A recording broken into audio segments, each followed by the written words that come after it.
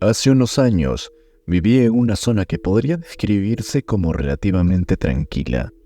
Trabajaba en turnos nocturnos desde hace tiempo, y una madrugada, tras finalizar mi jornada, un compañero me dejó en un punto cercano a mi casa, en una avenida a una poca distancia de una gasolinera. Era un trayecto que ya conocía muy bien, pero aquella noche algo se sentía diferente desde el momento que bajé del auto. La sensación de ser observado me invadió de inmediato. Para llegar a mi casa, debía cruzar la avenida y caminar un par de calles. Una de esas calles estaba flanqueada por parques, pero el alumbrado público de esa zona siempre había sido deficiente. Lo único que iluminaba parcialmente el camino era la luz tenue de una pequeña escuela situada a cierta distancia. El único otro punto brillante era la casa de un señor que, desde muy temprano, alrededor de las 5:30, 6 de la mañana, abría su ventana para vender jugos, sándwiches y tortas. Sin embargo, esa madrugada la ventana del señor permanecía cerrada y no había mucha luz. Me detuve en mi camino, mirando fijamente hacia el parque. De un lado había unas bachas techadas y del otro, una cancha de baloncesto rodeada de árboles que la oscurecían mucho más. La sensación de ser observado me abandonaba mientras seguía mirando aquella cancha. Me pareció ver sombras moviéndose entre los árboles.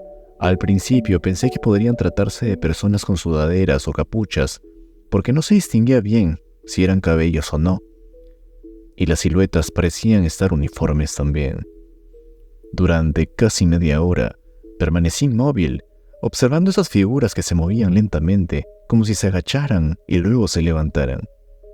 Eventualmente, las sombras parecían alejarse, dejando de moverse con tanta cautela, y fue en un momento en que la luz de la casa del vendedor de jugos se encendió. Esa pequeña guía de luz fue suficiente para mí para darme valor. Con las llaves listas en la mano, crucé el parque rápidamente, pegándome a un lado opuesto de la cancha para evitar estar demasiado cerca. Cuando llegué a casa, le conté a un familiar lo que había pasado. La sensación de inquietud seguía, pero luego pude lograr descansar. Sin embargo, al mediodía, mi familiar me despertó alarmado con una copia de los periódicos amarillistas que siempre traen noticias más crudas y sensacionalistas. En la portada, mencionaban que habían encontrado un cadáver carbonizado en la misma cancha donde vi aquellas sombras de la noche anterior. A causa del estado del cuerpo, no podía determinar si se tratase de un hombre o de una mujer. En retrospectiva, pensé que quizás hubiera sido más prudente desviar mi camino, tomar alguna otra ruta iluminada, pero una parte de mí no quería darle la espalda a aquella cancha. Sentía que estaba lo suficientemente lejos para correr si era necesario. Esa misma semana, la historia comenzó a circular entre mi familia y surgió un relato adicional. Al parecer, un amigo de mi primo había estado presente esa misma noche, pero su experiencia fue aún más aterradora. El chico volvía ebrio de una fiesta y como no había transporte público, decidió dormir en el parque. En la misma manzana del parque, del lado opuesto donde yo estaba, hay unos vehículos abandonados que llevan ahí muchos años. Sin otra opción, se metió en una combi que no tenía puertas y desde su posición podía ver la cancha de baloncesto y la de fútbol. En la mitad de la madrugada, el amigo comenzó a escuchar gritos o gemidos. Al principio, creyó que se trataba de una pareja teniendo un encuentro en el parque, pero la curiosidad lo hizo asomarse por la ventana de la combi. Lo que vio lo dejó helado. Un grupo de figuras rodeaba a alguien y parecía estar en llamas. Estaba presenciando algo espantoso, pero no sabía si gritó o no del susto. Solo recuerda que hizo ruido alguno, lo suficiente como para que una de las figuras lo notara. Escuchó claramente una voz que gritaba, «¡Ve por él!» o algo similar. Sin pensarlo dos veces, salió corriendo tan rápido como pudo, cruzando varias calles hasta llegar a la avenida principal. Desde ahí, siguió corriendo hasta alcanzar el periférico, donde finalmente pudo conseguir un transporte para llegar a su casa.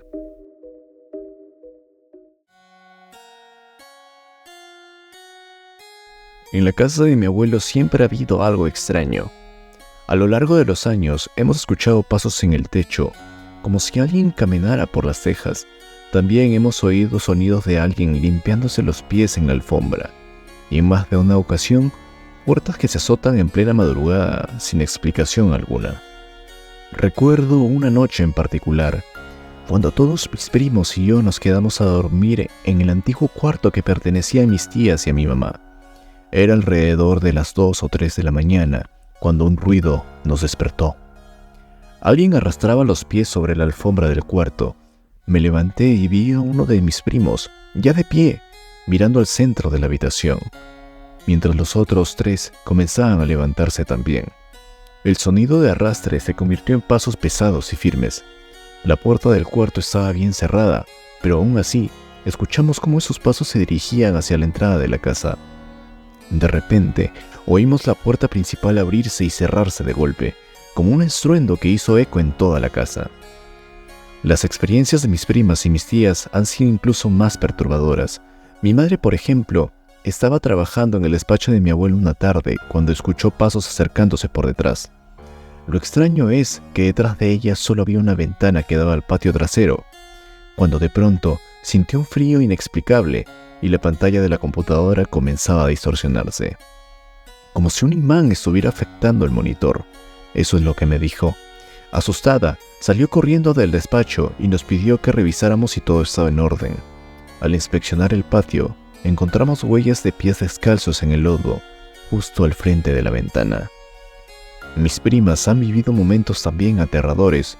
Una vez, mientras jugaban en la computadora, comenzaron a sentir un frío intenso. De repente, el escritorio comenzó a vibrar violentamente. Aterradas, salieron corriendo, y cuando fuimos a ver qué es lo que había ocurrido, no encontramos a nadie. Pero el escritorio, que era muy pesado, estaba movido a una posición distinta, mucho más lejos de donde normalmente se encontraba. Resultaba imposible que mis primas, tan pequeñas, pudieran haberlo movido solas. Tiempo después, mi abuelo me contó algo inquietante sobre la casa. Cuando lo estaban construyendo, encontraron huesos humanos. Según él, eran restos de un adulto de baja estatura, y lo más inquietante, que en la parte del tórax parecía haber sido cortado. Mi abuelo, que vive en Cholula, Puebla, un lugar famoso por la matanza de Cholula durante la conquista española. Mi abuelo cree que esos huesos podrían haber pertenecido a un cholulteca que murió en ese oscuro episodio de la historia. Lo peor es que nunca supo qué hicieron los trabajadores con los huesos. Nunca reportaron el hallazgo para evitar que el gobierno expropiara el terreno.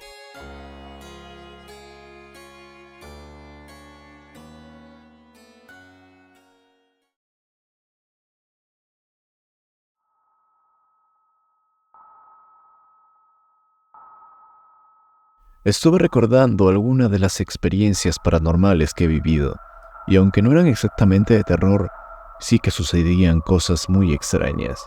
La casa donde crecí estaba en un terreno donde pertenecía a una señora, aparentemente adinerada, que tenía muchas propiedades.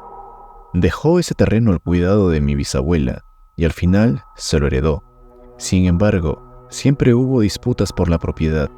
Los vecinos esperaban que no se quedara en nuestra familia para poder tomar posesión de él. Tal vez por eso, desde pequeño, siempre quise salir de esa casa. Recuerdo cuando construyeron la cisterna, desenterramos varias bolsas negras. Dentro de ellas había zapatos, muñecos extraños que parecían de brujería, ropa y lo que parecía ser también restos de animales. Los huesos eran muy pequeños como para ser de humanos, pero aún así, el hallazgo nos dejó bastante inquietos. La casa tenía 2 recámaras, una de ellas era mucho más grande, casi el doble que la otra, pero el ambiente en esa habitación siempre se había sentido mucho más denso. A varios de mis tíos los habían asustado en ese cuarto, incluso ya siendo adultos. Había un espejo de cuerpo completo en ese cuarto. Era grande y cubría parte de una pared. Mis primas y algunos de mis tíos solían cubrirlo con toallas y sábanas, ya que a veces soñaban que algo salía del espejo o los observaban desde el reflejo. Una Navidad, unas 6 o 7 personas estaban durmiendo en ese sitio cuando de repente un juguete comenzó a sonar de la nada. Era una especie de pelota de Play School que se iluminaba y se reproducía una canción. El problema era el que el juguete no contaba con baterías. Revisaron el juguete para entender qué es lo que había sucedido, pero no había una explicación lógica para ello. Mi teoría es si cayó y, por alguna razón, Se activó un mecanismo, aunque no sé cómo es que pudo haber pasado. Un primo mío era muy berrinchudo, tanto que le quitaron la chapa de la puerta de esa recámara para que no se encerrara. Pero en una ocasión, estábamos unas 6 personas en otra habitación cuando escuchamos cómo la puerta del cuarto grande se azotó con una gran fuerza. La luz también se apagó. Ambos cuartos estaban conectados por la parte superior de ventilación, así que podíamos ver la luz que salía o apagada de la otra habitación. Mi primo comenzó a gritar desesperado que lo dejaran salir, pero ninguno de nosotros lo había encerrado. Todos estábamos en la otra habitación, con la puerta cerrada. A veces creíamos ver una niña en la casa. Los juguetes se movían solos o rodaban por el suelo. Una mañana, alrededor de las 9, volví al gimnasio de correr, cuando junto con una vecina y 2 tías, vimos a una niña pasar caminando hacia la sala de la recámara. Era un poco raro. La vecina se quedó intrigada y le preguntó a mi tía si su hija no había asistido a la escuela, pero mi tía respondió que ya la había dejado en el colegio. Al entrar a la casa para verificar, no encontramos a nadie. También solíamos ver figura de una mujer alta en el patio. A varios familiares, sobre todo cuando estaban borrachos, se les bajaba la borrachera al verla. Una vez, regresando de una fiesta con mi hermano, unos primos y algunos amigos, vimos algo similar. El portón de la casa era en su mayoría de cristal, y parecía que la figura alta nos observaba a través del vidrio, pegada en las ventanas. En lugar de enfrentarla, como buenos valientes, decidimos dar la vuelta y regresar a la fiesta. Nos quedamos a dormir ahí y volvimos hasta casa hasta mediodía, ya con la luz del día para sentirnos más seguros. Con el tiempo, mi hermano adoptó varios animales, un perro, un par de gatas y un perico. En algunas ocasiones, todos los animales se quedaban mirando al mismo punto en el patio, sin apartar la vista para nada. No sé si el perico realmente veía algo, pero parecía seguir la corriente a los otros animales. Una de las experiencias más extrañas que viví en una madrugada fue cuando casi me da un infarto. Yo solía caminar en la oscuridad de la casa para irme al trabajo. Una noche, mientras cruzaba el patio, sentí algo esquelético me agarraba la muñeca. Por un momento pensé que era mi fin, pero resultó ser mi bisabuela. Al parecer, ella tenía la costumbre de andar a oscuras por la casa. Había salido a recoger unos limones del árbol y al regresar no quiso encender la luz. Cuando vi una silueta pasar, que era yo, simplemente me agarró para no perder el equilibrio. Como era tan bajita, no la vi hasta que bajé la mirada. Otra anécdota en esta casa de una amiga, que tenía una foto enorme de su abuelita. Cada vez que íbamos, sentíamos que la foto nos seguía con la mirada. Además, esa casa tenía un patio interior cuadrado, y aunque su ventana no tenía barandal ni nada enfrente, a veces veíamos sombras pasar de frente de la ventana del patio. Siempre íbamos a su casa a escuchar historias de terror en la radio.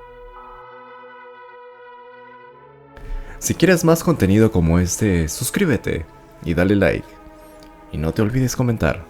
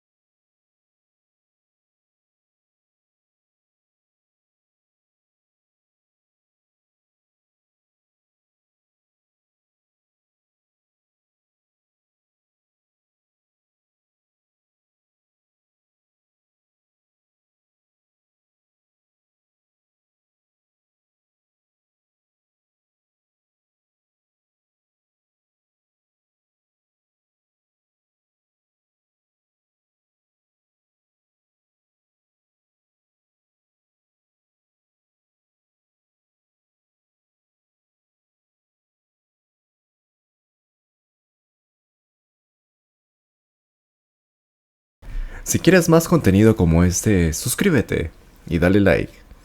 Y no te olvides comentar.